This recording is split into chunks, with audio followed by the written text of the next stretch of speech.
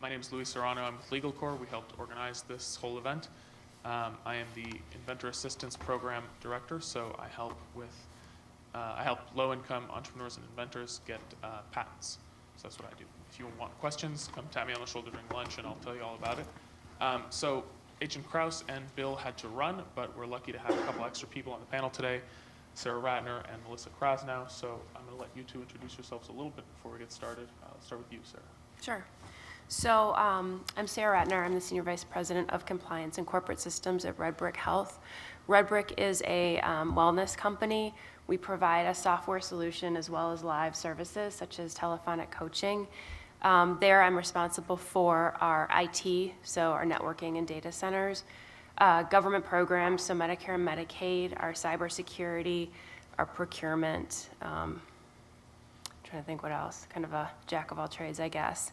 I've had 20 years of experience in healthcare, functioning as a lawyer, general counsel for a big Fortune 20 company. I've run companies and ended up at Red Brick because it's an earlier stage company and very dynamic. So I have experience on both being a vendor and also working with vendors and have a perspective on that similar to yours, I'm sure. Hi, I'm Melissa Krasnow. I'm a partner at a law firm called VLP Law Group. It is based in Palo Alto. It has a focus on technology companies, which is one of the many reasons I am there. However, I am based very close to actually this place in Minneapolis. So I am their first and right now only Minneapolis attorney, but perhaps one day that will change. So I have been a lawyer for over 20 years. I'm a corporate lawyer by training, but for over a decade, I've worked on privacy matters. I came from a much larger firm. This firm is over 50 attorneys. I straddle two worlds. I have increasingly a number of technology startup clients. I'd say about half my clients are in Minnesota. The other half are in Silicon Valley, New York, and Canada. I do work with large companies. I work with both financial services as well as healthcare companies. And in terms of global, my sweet spot is US, Canada. So I help these companies prepare for breach, which I'm seeing companies across the board do. I also work with them when there's an actual breach, review cyber liability insurance, work with incident response plans, prepare them, do tabletop exercises. I work very closely with the cyber liability insurance industry, and I counsel boards. One thing I'm seeing, which I am really optimistic about, is I am seeing interest in smaller businesses wanting to do the right thing. We just had a panel on ethics, but also on complying and getting it right from the beginning as opposed to being forced to get it right. So I'm encouraged by that.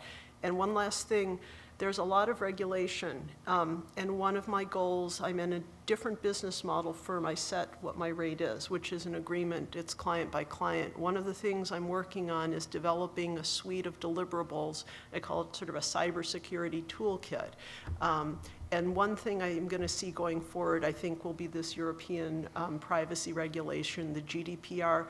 It imposes a lot of requirements how, as a small business, if your business touches or if your business partner asks you, how do you comply? And I think that's what a number of companies are currently grappling with.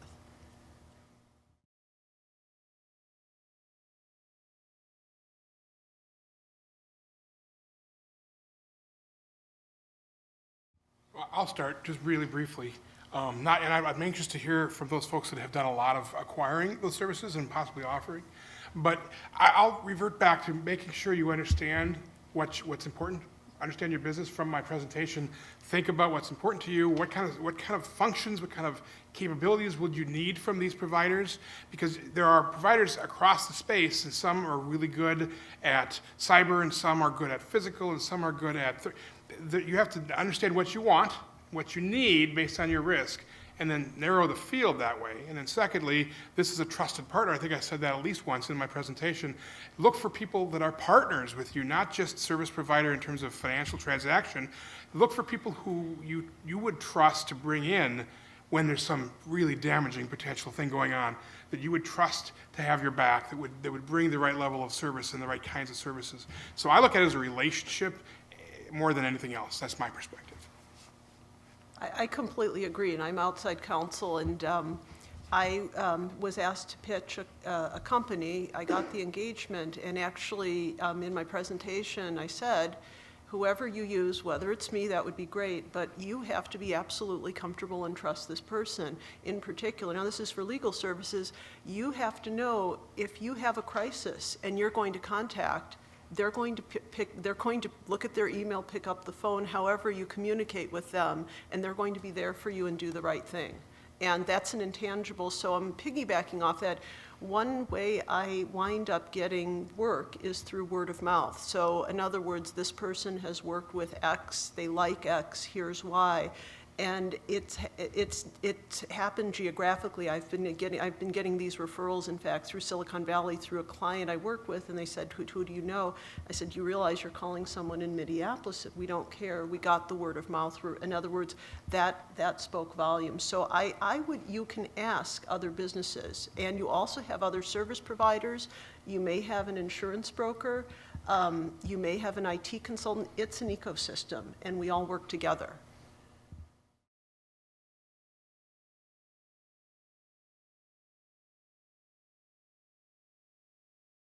I mean, we talked about some of the things, I mean, consistent message. I know it was in Mike's presentation. I believe it was in yours too, Steve. Incident response plan. There are tools for that. So, you know, if you want to look at the security, I don't do that, but I might be in a position to refer you to a good IT security consultant or someone I work with. Or if you want to say, well, what about these breach notification obligations? Is this, how do we comply?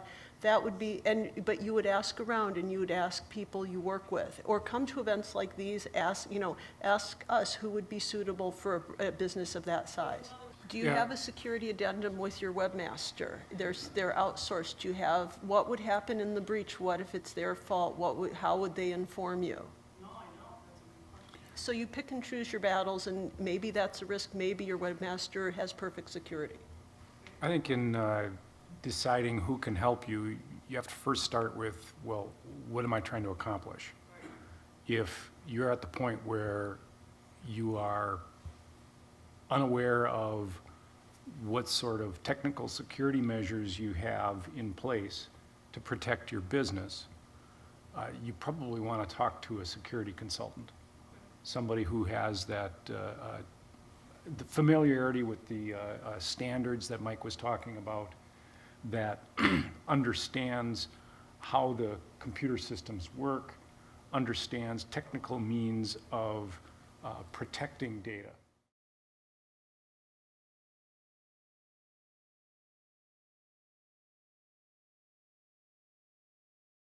What I found, and I've worked for, very early stage companies, a good resource is your insurer.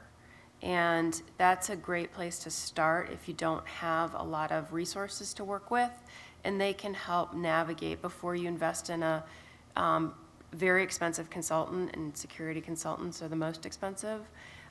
Start there and see where they can direct you. I'll just kind of tie these things together. What are your needs? What would be beneficial to your company? Check with your peer network. Have they any experience with these kinds of companies? Check with your insurer. If you already have cyber insurance, there may be some value there. A lot of policies actually encourage or require that you do some of this pre-work before the incident happens, and they will actually help you in the incident because it will lower the cost of the breach, right? And lower their cost for payout. So take advantage of your resources, but don't forget your peer network, and don't forget that it's unique to you. Make sure that you are looking for the right thing.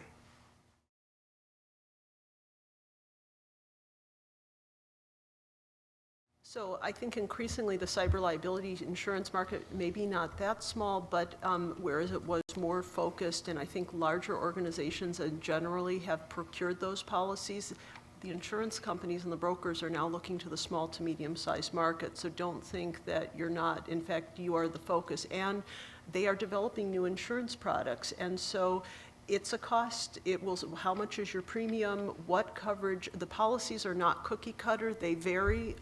There's not really a uniform one. And there are developments in cyber liability policies. So you can have someone review it. I think insurance brokers are a wonderful resource. They will peer review each other's policies.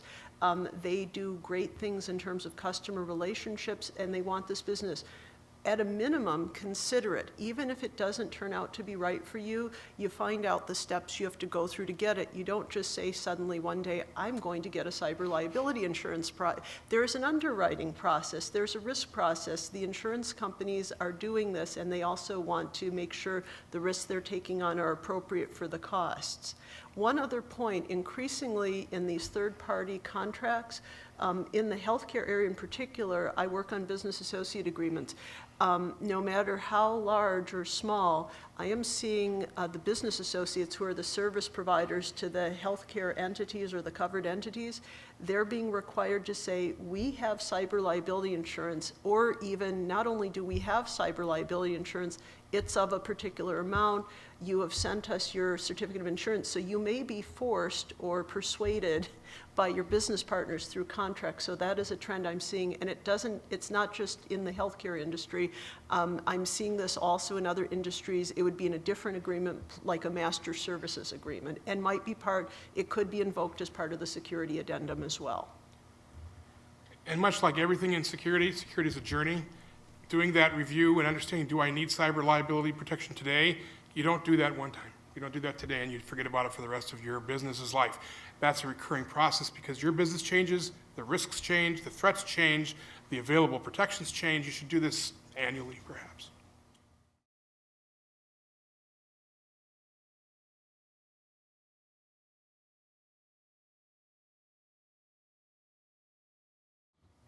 I mean, we look at blogs, we look at different publications, we have subscriptions, we belong to different consortiums. I don't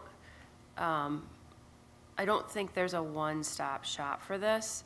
We use a variety of security companies because we are in the software business. We have a number of different ways we have to protect our software, and so those security organizations provide us with a ton of information on different attack vectors, what they're seeing daily, what new exposure there is. So I think it's really a baseline is subscribing to a lot of the public information and then looking at who you're working with. If you're working with a shared IT provider, they would have a ton of information, or having your IT folks start to dig into it a bit more. At the end of my presentation, I mentioned that you should assign accountability. I mean, even if you have 5 people in your company, someone should be told, we need you to be keeping track and be aware and be the point for security. Probably with a partner if you're very small, but that person is the person who needs to be given some time to invest in making sure you're connected at the right places. One of the resources we haven't talked about, and those are great, blogs and your partners and the public available resources are great. There are information sharing analysis centers and information sharing analysis organizations that target like retail, financial services, government, healthcare. If you are a member of one of those verticals, I recommend you at least look into joining one of those groups. Financial services happens to be very mature because it was early and it was pushed by the regulatory groups, but they share very relevant, targeted information about threats and risks in a fairly reasonable time, because that's one of your risks around information sharing. Well, yeah, you told me about this, but it happened last month, and now we're on to the next issue. You got to be careful. The quality of the information isn't always the same. But if you can take advantage of those targeted groups, do that. If you can't, build your own peer network and share information, share ideas. And somebody might say, oh, I got this great newsletter, and they share the newsletter, sign up for that newsletter, talk about it, maybe even set some time aside monthly or quarterly to get together and talk about what's working and what's not. Leverage your network. So it may have been you, I don't know if it was Agent Krause, someone said Krebs on security, KREBS on security. I get it via Twitter, but he has his own website, it's free. This is what everyone is looking at. What I love is he's third party, he covers both the reach from the perspective of a company, from an outsider, and from an individual perspective, and he's often breaking the news. Other resources I use, I think it's free to sign up with International Association of Privacy Professionals, has a daily email. I'm a member, but I think you can get their email and some of their resources free, and again, that is on Twitter as well. I'm also a member of National Association of Corporate Directors. This is a huge issue for directors. here is a secret. You get much of their content through their press releases and on Twitter. You don't get all the resources. I'm a member, I have access, and you have to pay, but you get a lot of their press releases about their studies, and they are very much ahead. And they have a unique perspective from the corporate governance perspective. The last resource in terms of the breaking the story, it's, there's Bloomberg, there's also the Wall Street Journal, there's Reuters. And there is enough that when a story breaks, it's been interesting watching the coverage about Uber, 57 million people's personal information at risk, and then not informing the public and regulators.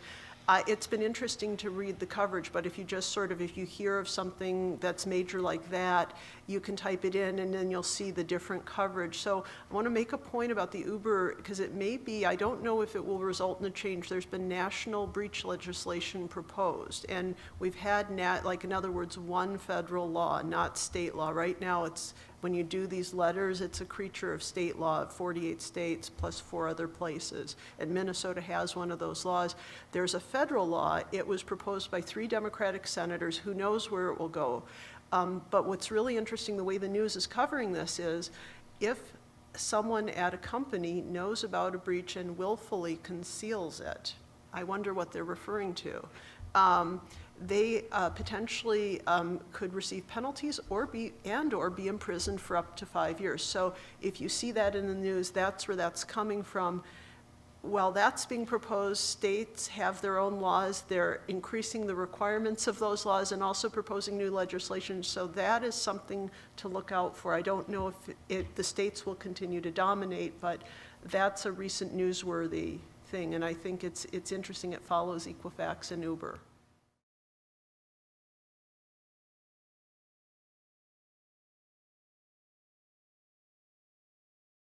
For us, the closest thing is HITRUST certification. So that's basically a certification in the healthcare field that you comply with various privacy laws and regulations. It's highly prescriptive. So we've gone through the NIST requirements. We've gone through the Center for Internet Security, their critical security controls. That's very helpful. It's hard to say that you're NIST certified. I've heard people say you're SOC 2 certified. It's really and there's no such thing. It's really having a series of controls that are applicable to your business. I think you can say I've gone through NIST and evaluated the different requirements and controls and incorporated them as it applies to your business. But some of them are so far out that there's no reason to even address them. So I think the fact that you've gone through the framework and the analysis, and you can attest to that, incorporating those into your controls is highly valuable. It almost seems like the company that was asking if we were NIST certified maybe didn't really understand what they were asking for. The value of these standards, being certified is really a rarity. There's only a couple of standards that have a process, like ISO 27000 series. They actually have a process that you could pay quite a bit of money to a firm who's been approved to evaluate your organization against their standard, to then give you kind of a certification that, yes, you are compliant with this standard. Companies who ask, are you NIST certified, are confusing and conflating those two things. And so Sarah made a great point about, picking your standard and making sure that you have evidence that you are following some standard. So HITRUST is healthcare specific. If you're not in that field, you could go to the NIST cybersecurity framework, you can go to ISO, you can go to any number of other frameworks and use that as your baseline and either do assessing internally or have an assessment done by someone else. But at the end of the day, that doesn't mean you're NIST certified. It simply means that you've been evaluated against the expectations of that standard. And here's our to-do items, which is actually a better question if you're looking for a vendor. What are your open items that you're trying to address? You just told me you're following the CSF, the cybersecurity framework. What are you working on to correct? What did you find when you did that assessment that you're working on to correct, and how are you approaching it, and when will you be done? Those are better questions than saying, are you certified against a specific standard? And sometimes you have to turn the question around. This has happened where they said, do you have, and it wasn't NIST, but it was this, and they named a policy. And I had no idea. The client came and I had no idea. So I said, go back, ask them what it takes to have this policy. You would have gone back and said, what does it mean? Tell me the steps that we're saying, what you're saying is NISCOM. Tell me what those steps are, and turn it around and ask them. Hopefully they know what they're asking for, but that's another way of addressing that and saying, what precisely does this mean, and break it down and tell me the actions that I'd need to take. One of the things that I found really valuable is there's a thing called a shared assessment tool, and it's there's a SIG or a SIG Lite, and we ask our vendors to complete it, and our clients, such as healthcare clients and financial services clients, ask us to do it. And it really is a compilation of all security requirements that any company you work with would expect of you. Or if it's not applicable, you just, mark non-applicable. And then there's a maturity model that goes along with it. And the exercise of looking at that is really helpful to say, what am I doing? What am I not doing? What should I be doing? And it's a helpful gap analysis, and it incorporates some of the high trust standards, ISO, NIST. It's really a hybrid of it all. And one thing, you're talking about this alphabet soup. You talked about beware, you're going to use acronyms. We're all using acronyms. So if you look at some of these standards, you use the CIS 20, which is invoked under California law to make things even more confusing.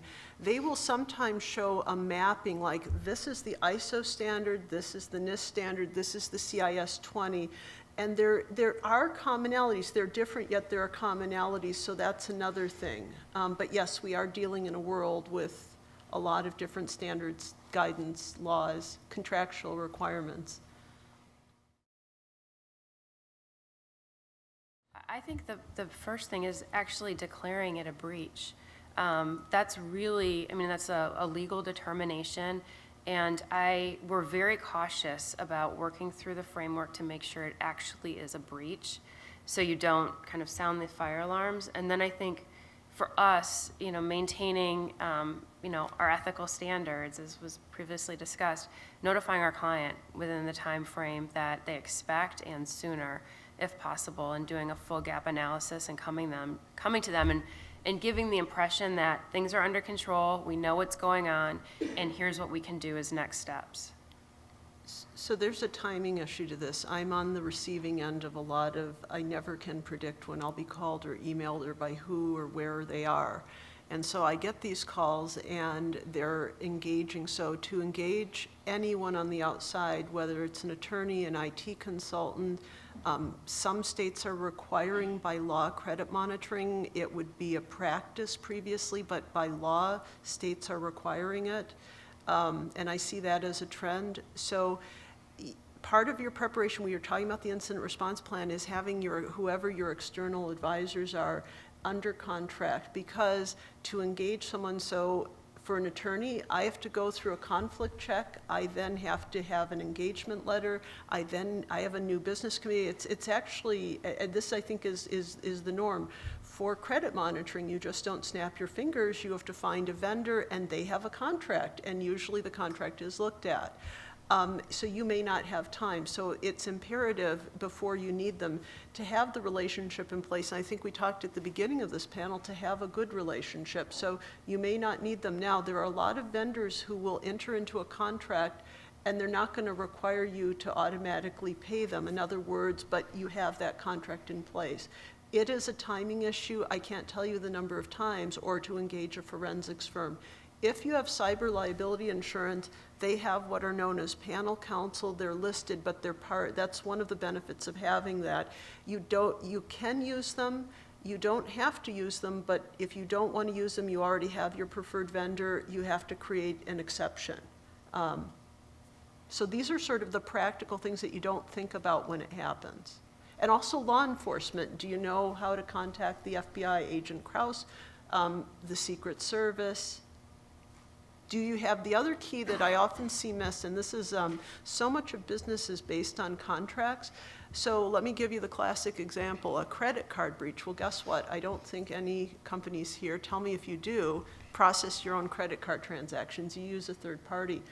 In a credit card, do you know where your signed third-party payment processor agreement is? That could be, so any agreement, and they might have contractual obligations, not the law, but by contract, you've agreed to do this in a breach, or you've agreed to completely shift your liability over, which I've seen in a breach, or you've agreed to indemnify, or you've said, we have great security, and, you know, now there's a breach. It goes to the larger, I think, preparation for, and to have a security incident response plan. I equate it to when you're a kid, you do fire drills and tornado warning drills. And even if you're a small company, kind of knowing what the chain of command is and how do you trigger something and how do you respond rather than running around and saying, who's gonna do this and who's gonna do that? And they can be as small as a page or they can be, you know, voluminous. But having that written out has been really helpful to us. Yeah, I would second that approach because what you need to do depends on the scope of your operations. You know, if you are just operating within Minnesota, you're probably dealing with a very limited number of laws that would have requirements for you. As was mentioned, you are going to have contractual requirements. You may wind up with hundreds or thousands of contracts that might bear on that, depending on how large your organization is or the nature of the breach. If you are a multi-state company, you may have to deal with multiple state laws. So the incident response plan helps you pull that together and understand what you're dealing with. And if you're a very small company, I don't know who the vendors are, but I don't think that you're going to develop the expertise in-house to respond quickly, because most companies want notice of breach 30, 60 days, very quickly, because if it's their data, they have to deal with the same things you do. One short answer, if the question is, what do I do first, what do I do when this happens? Don't find yourself in that position. Get home, get back to your office, take an hour and look this over and make some notes to yourself. One other piece of advice for small businesses that may help you with, very complex, some of these answers sound very complex. So I'm aware of several companies in this market who are security service providers, and again, that's not the cheapest service on the planet, it's high rates. But several organizations are willing to talk to you about this in generalities, hypotheticals. You establish that relationship. You say, you know, I trust these guys. They have the right stuff, or this company feels like it's a good fit. And they don't necessarily require you to sign some sort of retainer agreement. But once you've established that relationship, many of them have relationships with legal counsel. So if you need it immediately to be under attorney-client privilege or something of that nature, which is sometimes important in a breach, you don't have to have already established that relationship with the retainer. You can go to a firm who's got that relationship already established. They initiate it and create that protection for you. So if you're of that nature where you can't build these relationships directly, try to find a partner who can help you with that, because they're large and they have scale.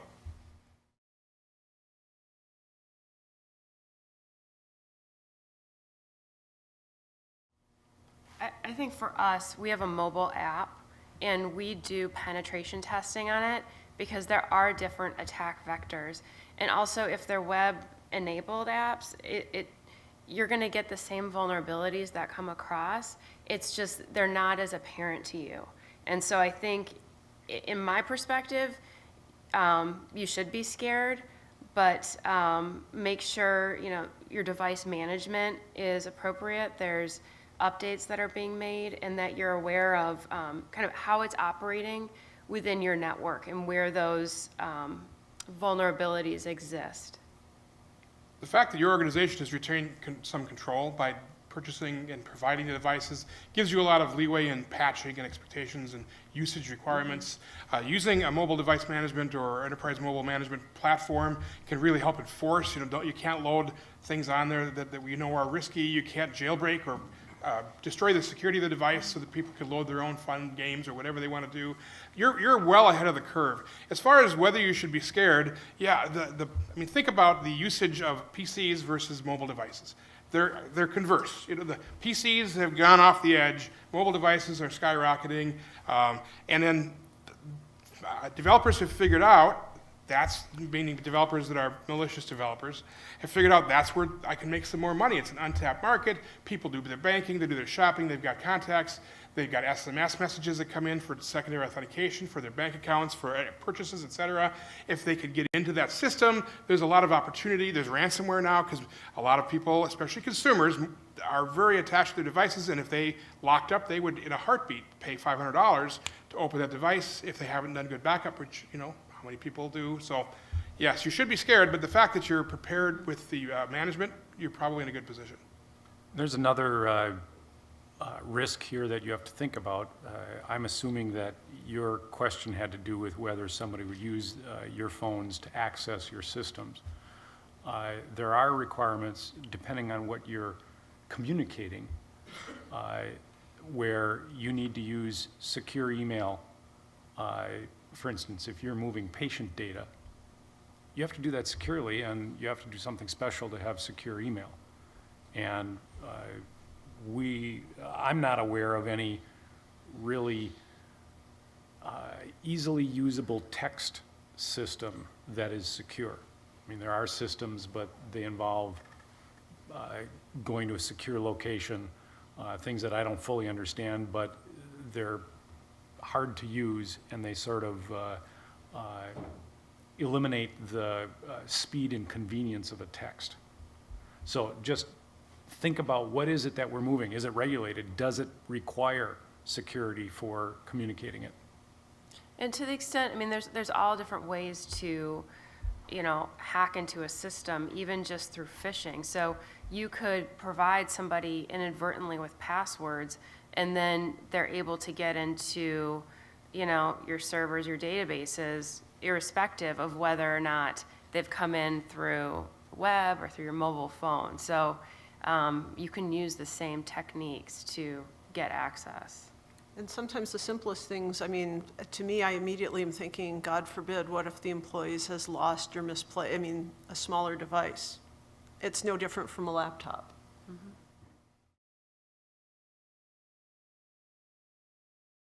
I mean, in general, the general answer is yes, but you always have to remember, what is it that I'm trying to protect? And so the VPN protects from the endpoint to the server, for example, in your organization. So interception in between, like at a coffee shop, you're protected from that. It doesn't necessarily protect the endpoint when they're not on the VPN or they get an email, they can infect themselves. So it still has risks. So you need to, back to understanding your organization, what you're protecting, what your organization looks like. You need to evaluate that technology and make sure that it's doing what you're expecting it to do. So we've talked about mobile device management platforms, which is typically an app or a service that's loaded on the device and can do all kinds of things, including ensure secure email communication, including VPN communication back to your servers, delivering internal content to the device in a way that's encrypted so that if the device is lost, it's locked and you can remotely erase it as soon as it checks back into the internet. So again, what is it you're protecting? How big a risk is it if you lose it from both a business operations and a liability perspective? What tools should I employ to protect that information? So yes, VPNs are very helpful in many cases, but they don't solve every problem. You have to understand what it is you're trying to fix.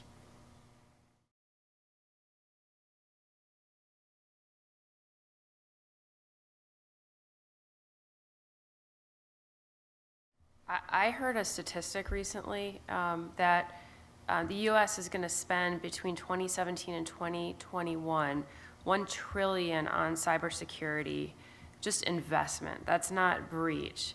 So I think it's becoming much more prevalent. From what I see, it's not as scary. So you're going in and you're not seeing all these crazy terms and acronyms.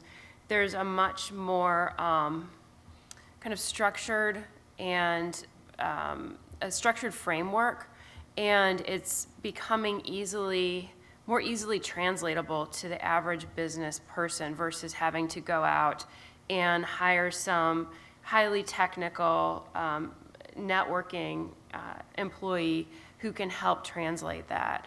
So I think it's commonplace, just like you know, a general counsel is, or outside law firm. It's going to be part of your, you know, cost of doing business. I think it's only going to grow in prominence for a couple different reasons. So I'm outside counsel. The regulations are growing. So if you look, we talked about Minnesota, nationwide, Canada. I have Canadian clients. They'll have breach notification. It's anticipated to come into effect federally. So that's across the country, which they've never had. Next year, Europe will, its new GDPR will go into effect in May. That requires breach notification, and a lot of entities that weren't previously covered, not just in the US, but in other countries, are now covered by that. So there's going to be more regulatory requirements. Those requirements I'm seeing now as part of contracts. You agree to comply with this legal requirement, but it's being required by contract. The other thing, I see this quote, data is the new oil. The idea that a company can accumulate a lot of data, do things with it, maybe sell the company. So this is what's known as big data. All companies are doing this, big and small. So you have more data, you're doing more, it's just only growing more complex. So hence the need to protect all that data. That's part of a business. Beyond big data, where this is going, what also requires a lot of data is something called artificial intelligence. It may not necessarily be personal information, but to do it, and to do it well, you need all this data. So again, the need for protection.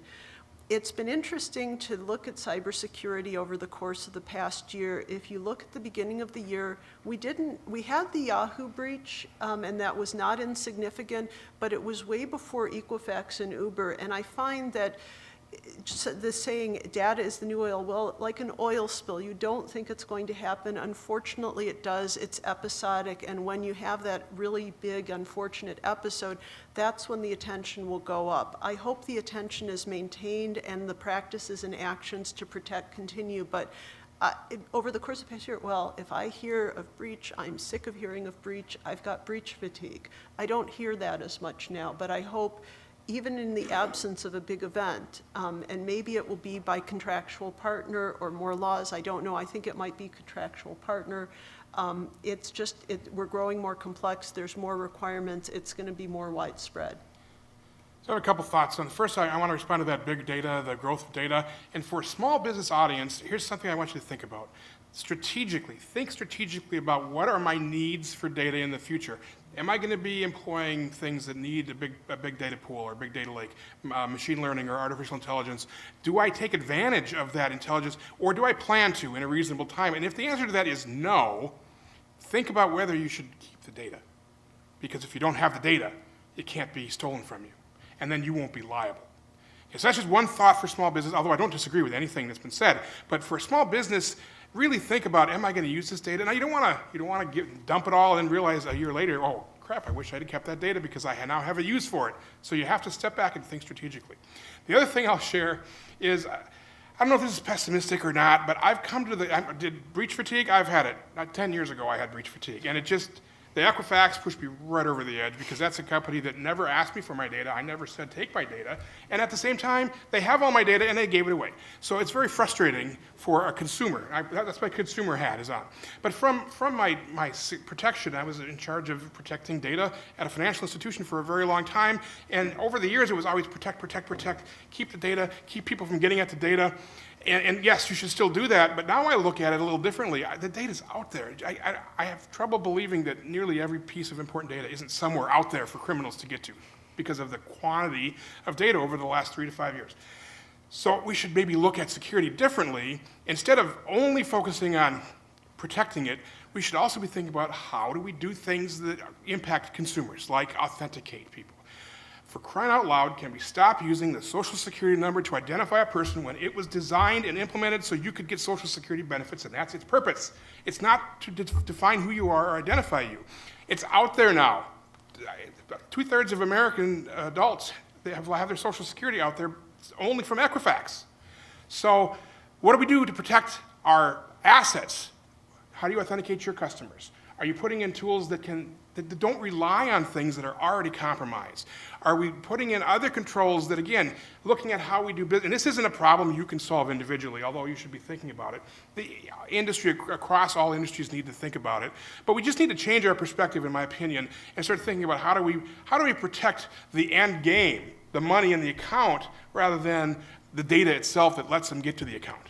So changing it up that way, it's a big ask, and so it's not something that'll happen overnight. But we do need to be thinking about beyond just protect the data in my database, in my opinion. One component that you both mentioned is taking a step back and knowing where your data actually is. For us, that's one of the most complex exercises that we could possibly do. And then intentionally, archiving it in a way where it's not accessible or very difficult to access, and having real clear policies and auditing around that. I think that's, for us, one of the best exercises we could possibly do. And it's in places that you would never imagine, including people's homes. Yeah, I answer that question in part by looking back to 15 years ago when Grime Leach Bliley came in for the banks and financial institutions. And that was one of the early security requirements. Nobody knew what to do. Everybody was moving around, a lot of people running around with their hair on fire. Over time, people figured it out and it became routine. Now, that was in a simpler age. Our cybersecurity threats, because we are so connected, are just at another magnitude now. And we've got nation states involved in it. We've got the US involved in it. There's a lot of sophistication. But on the other hand, industry is responding. They understand that their reputation is at stake. We're going to be in a tough period for a number of years, but I believe that industry will respond, where products will be designed with security in mind. People will become more aware of it and more sophisticated. There's going to be winners and losers.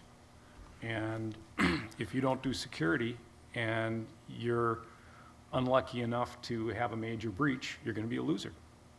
If you do security well and you're lucky enough to still not have a major breach, you'll be a winner. That's been a sales component for us. I mean, to say we've gone through the process and evaluated things, you have to be careful of it because you don't want to put yourself out there and say, come try and get us. But, when we're working with clients, saying we've gone through all of this process, really evaluated our security controls and procedures, it sets us apart from our competitors who are especially earlier stage companies who probably haven't gone through it. So it can be also a sales attribute for companies as well. So when I shared those maturity level slides, I urge you to go back and look and compare yourself to the maturity levels. What you just heard is an example of a mature organization in that they have integrated that concept as a business value that adds value. Security, traditionally, if people look at security as a cost center, as an outlay, there's no business value. We have to do it. That's that low end of security maturity. But if you build it into your culture and you build it into your process and you start to get people talking about how you all take accountability for security and that comes across to your client base and clients. 10 years ago, I had trouble convincing bankers, for example, that clients were really all that interested and they wouldn't leave if something happened. That's not the case anymore. A lot of people will make physical, financial decisions based on how well they trust you. So if you can build that into your culture, even if you're a two-person company, if it's part of your culture, you're going to reap a benefit at some point. It's not that immediate tangible, but it will add value to your company over time.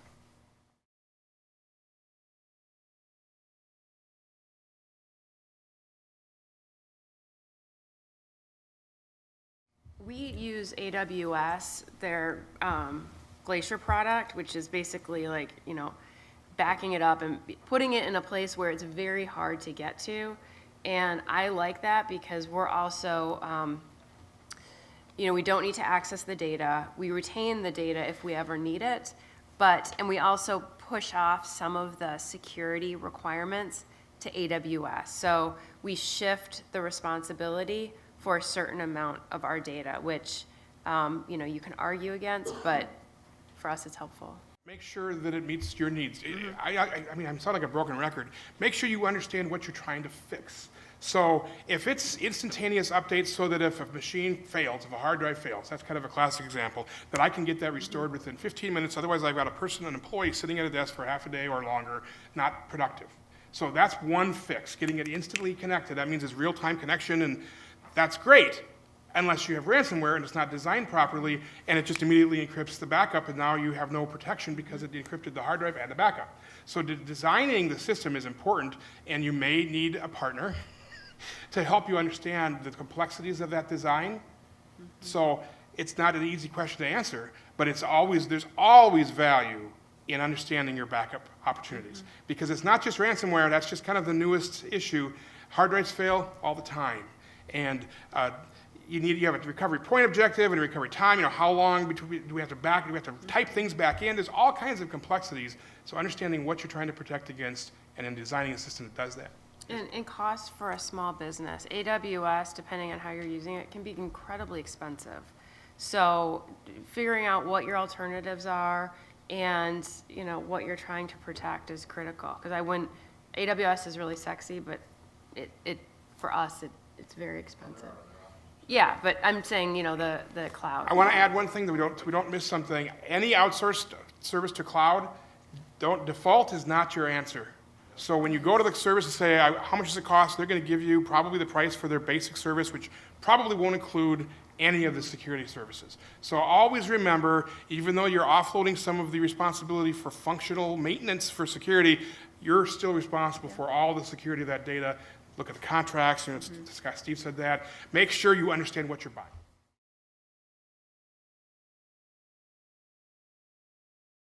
Yeah, I haven't been involved in any of the Medtronic IP questions that you're referring to, so I couldn't comment on those. I can tell you that in the event of a breach, you do try to find out where they've been. And that's actually one of the big challenges, because people want to know right away, was there a breach? What happened? Who's been compromised? Well, it's hard to do. It takes a long time. There are corporations in town who were accused of having a breach where they're not sure they really were. And you start talking, I know GDPR over in Europe, they want a 72-hour breach notification. Which is way too quick. I mean, Well, you don't know what has happened, and it's important that you communicate accurate information. And so I'm not sure how we're going to respond to a 72-hour requirement. I suspect it's going to be, we'll tell what we know. And it'll sound like it's being equivocal, but the reality is this is complicated. There's a huge factor I didn't go into in the slides because we simply didn't have time to go into the depth. But to do, you actually, it is possible to know pretty much concretely whether you've had a breach, and it requires an enormous investment in technology tools and people to monitor every device and every system at the log level and have alerting and have processes and artificial intelligence type systems that can identify anomalies. It can be done, and it's extremely expensive and extremely difficult. And for a small business, you got to look at what's the most important thing. Make sure you log that. One of the big challenges with AWS and Azure is, again, you have to pay for logging, and so companies don't do that. So if you don't have logging even turned on, how do you find out about the breach? When the FBI calls you because they found your data on a server in the Ukraine or wherever. That's not the way you want to find out about your breach. You want to find out about the breach because one of your systems detected it. Remember, identify, protect, detect, respond, and recover. Because one of your systems detected something going on, and you were able to, through the systems that you have in place, get to a conclusion, which in 72 hours for a typical company is very difficult.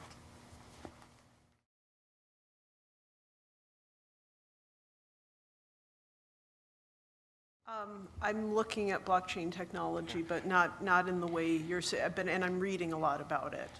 And I'm not a deep expert there, but I see potential in the area of non-repudiation or authenticated activity. So someone can't say you did this or you didn't do something else.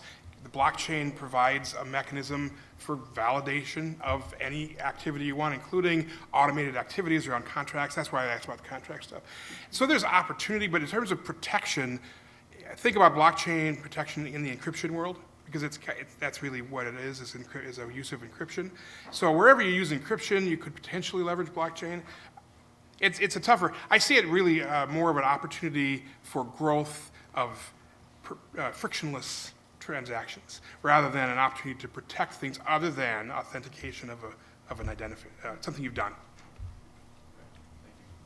With that, I want to thank our panelists and thank you all for coming. And a reminder that all of their slides and a ton of additional resources are available online at legalcorps.org/cybersecurity.